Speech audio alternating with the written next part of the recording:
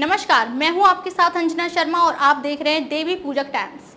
आइए एक नजर डालते हैं इस वक्त की खास खबर पर। गोवर्धन पूजा के दिन गिरिराज यानी गोवर्धन पर्वत और भगवान कृष्ण की पूजा की जाती है। इस दिन को अन्नकूट पूजा भी कहा जाता है क्योंकि इस दिन अन्नकूट का भोग लगाने की परंपरा है। हर साल कार्तिक माह में शुक्ल पक्ष की प्रतिपदा तिथि पर गोवर्धन पूजा मनाई जाती है। इस साल प्रतिपदा तिथि 13 नवंबर दिन सोमवार को दोपहर 2:56 से शुरू आज यानी 14 नवंबर दिन मंगलवार को दोपहर 2:36 तक है। उदया तिथि को देखते हुए गोवर्धन पूजा 14 नवंबर मंगलवार को मनाई जाएगी। गोवर्धन पूजा के दिन गिरिराज यानी गोवर्धन पर्वत और भगवान कृष्ण की पूजा की जाती है। इस दिन को अन्नकूट पूजा भी कहा जाता है क्योंकि इस दिन अन्नकूट का भोग लगाने की परंपरा है। इस दिन घर के आंगन में गाय के गोबर से गोवर्धन पर्वत और पशुधन की आकृति बनाई जाती है और विधि विधान से पूजा की जाती है। मान्यता के अनुसार गोवर्धन पूजा की कथा द्वापर युग से जुड़ी हुई है। तो चलिए जानते हैं गोवर्धन पूजा से जुड़ी पौराणिक कथा के बारे में। गोवर्धन पूजा की कथा।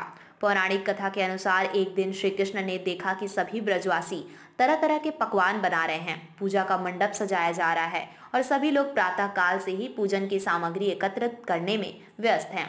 तब श्री कृष्णा ने यशोदा जी से पूछा, मैया आज सभी लोग किसके पूजन की तैयारी कर रहे हैं? इस पर मैया यशोदा ने कहा कि पुत्र सभी ब्रजवासी इंद्रदेव के पूजन की तैयारी कर रहे हैं। तब कान्हा ने कहा कि सभी लोग इंद्रदेव की पूजा क्यों कर रहे हैं? इस पर माता यशोदा उन्हें बताते हुए कहती हैं, इंद्रदेव वर्षा करते हैं जिससे अन्न की पैदावार अच्छी होती है और हमारी गायों को चारा प्राप्त होता है। इस पर कान्हा ने कहा कि वर्षा करना तो इंद्रदेव का कर्तव्य है, यदि पूजा करनी है तो हमें गोवर्धन पर्वत की करनी चाहिए क्योंकि हमारी गायें तो वहीं चरती हैं। हमें फल फूल सब्जियां आदि भी गोवर्धन पर्वत से प्राप्त होती है। इसके बाद सभी ब्रजवासी इंद्रदेव की बजाय गोवर्धन पर्वत की पूजा करने लगे।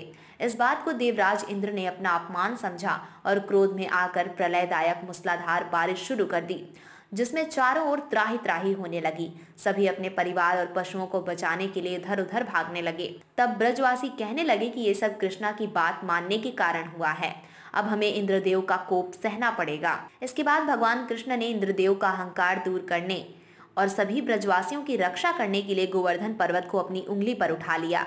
तब सभी ब्रजवासियों ने गोवर्धन पर्वत के नीचे शरण ली। इसके बाद इंद्रदेव को अपनी भूल का एहसास हुआ और उन्होंने श्री कृष्ण से क्षमा याचना की। इसी के बाद से गोवर्धन पर्वत के पूजन की परंपरा आरंभ हुई। खबरों में अब तक के लिए बस इतना ही। फिर होगी आपसे मुलाकात कुछ ऐसी ही खास खबरों के साथ। तब तक के लिए नमस्कार और देखते रहिए देवी पूजक टाइम्स।